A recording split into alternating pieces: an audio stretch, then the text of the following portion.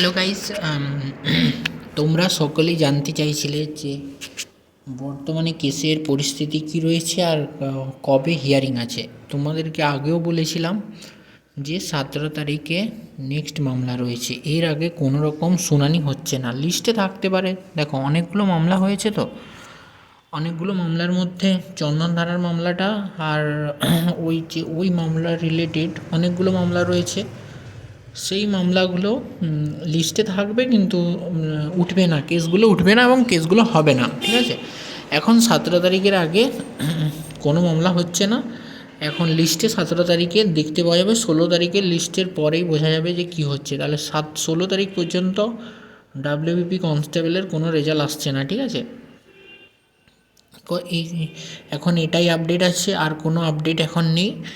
আর যেটা যেটা বলছিলাম যে রেজাল্ট কখন প্রকাশিত হতে পারে। দেখো, রেজাল্ট যদি 17 তারিখে হিয়ারিং হয়, শুনানি হয় এবং কোনো কিছু রায় আসে এবং পজিটিভ নিউজ আসে যে পুলিশ বোর্ড হয়তো জিতে গেল কেসটাতে, তাহলে হয়তো একটা রেজাল্ট আসতে পারে, যদি ভোট ঘোষণা না হয় তবেই। ঠিক আছে, আর যদি ভোট ঘোষণা হয়ে যায় তাহলে কিন্তু কোনো নিয়োগ হবে না, কোনো রকম নিয়োগ হচ্ছে না, ভোটের পরেই হবে। কেন হবে? কারণ তোমরা সকলেই জানো এটা বিধানসভার ভোট, এটা কোনো লোকসভার ভোট নয়।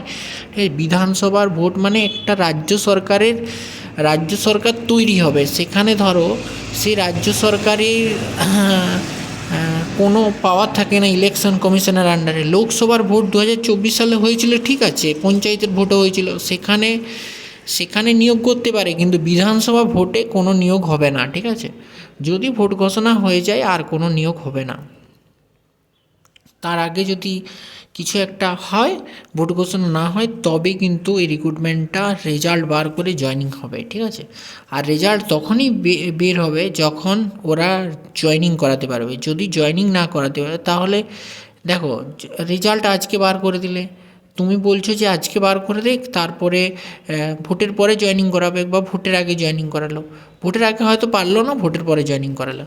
পিআরবি বোর্ড কোনোদিনও ভোটের আগে জয়েনিং মানে রেজাল্ট বার করবে না যদি ভোটের পরে জয়েনিং হয়, কারণ এরা এইভাবেই রেজাল্ট বার করবে। যখনই রেজাল্ট বার করবে তখনই ওরা জয়েনিংয়ের জন্য রেডি করে তবেই এরা রেজাল্ট বার করবে। ঠিক আছে, কারণ তোমরা সকলেই জানো যারা পাস করতে পারবে না তারাই কেস করবে, তারা কোশ্চেন চ্যালেঞ্জ করবে। যেহেতু কোশ্চেন ভুল আছে, তোমরাও জানো, আমিও জানি, সবাই জানি, ওরা ভুলভাল অ্যান্সার নিয়েছে, অনেক অ্যান্সার ভুল আছে, সেক্ষেত্রে এটা চ্যালেঞ্জ হতে পারে।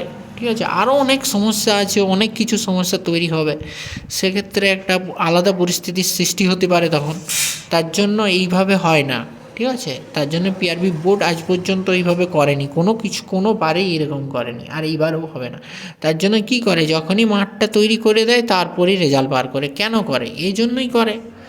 অনেক কিছু পরিস্থিতি হবে, এখন আমি বললেই সেটা হবে তা নয়, অনেক কিছু পরিস্থিতি হতে পারে, অনেক লিগেলি ম্যাটার আছে। এখন 17 তারিখের আগে কোনো হিয়ারিং হচ্ছে না। দেখো, অনেক মামলা রয়েছে ডাব্লিউবিপি কনস্টেবলের, এই রিক্রুটমেন্টের আন্ডারে বহু মামলা হয়েছে। ঠিক আছে, বহু কিছু মামলা অলরেডি এখনও লিস্টে আসেনি, এরকমও হয়েছে। অনেক মামলা হয়েছে যেগুলো লিস্টে এখনও পর্যন্ত ওঠেনি। ঠিক আছে, সেগুলো ধীরে ধীরে করে উঠতে সময় লাগছে।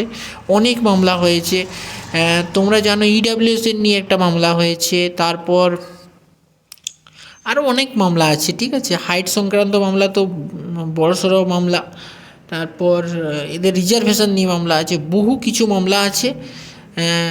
ঠিক আছে, এই মামলাগুলো আস্তে আস্তে একের পর এক উঠছে। যদি শোনো, সব মামলাগুলো একটা বেঞ্চে উঠবে এবং একটা ঘরেই যাবে এবং মার্চ হয়ে যাবে, যেহেতু একটা রিক্রুটমেন্টের সম্পর্কে, তো মার্চ হয়ে যাবে, এটাই হচ্ছে আসল কথা। আর রেজাল্ট যদি 17 তারিখে কোনো পজিটিভ নিউজ আসে, হিয়ারিং হয়, তবেই রেজাল্ট বার হবে, না হলে রেজাল্ট আসার কোনো সম্ভাবনা নেই। ভোটের আগে 99% রেজাল্ট আসবে না, ভোটের আগে। ঠিক আছে, এটাই হচ্ছে বাস্তব জিনিস। কেউ মেনে না নিলেও, আমাকে গাল দিলেও সেটা কিছু হবে না। ভোটের আগে কোনোভাবে এই কনস্টেবলের নিয়োগ করতে পারবে না, এটাই হচ্ছে আসল কথা। ঠিক আছে, এখন 17 তারিখে দেখা যাক কী হয়। এবার 17 তারিখে কিছু পজিটিভ নিউজ আসলে নিশ্চয়ই কিছু একটা ভালো দিকে আসবে, খুলে যাবে তখন। ঠিক আছে, এখন রাস্তা কোনো কিছু, এখন একটি রাস্তা 17 তারিখ, ঠিক আছে। যেহেতু 17 তারিখ তোমরা দেখতে পেয়েছো এখানে, as jointly prayed list is matter on 17 March 2026।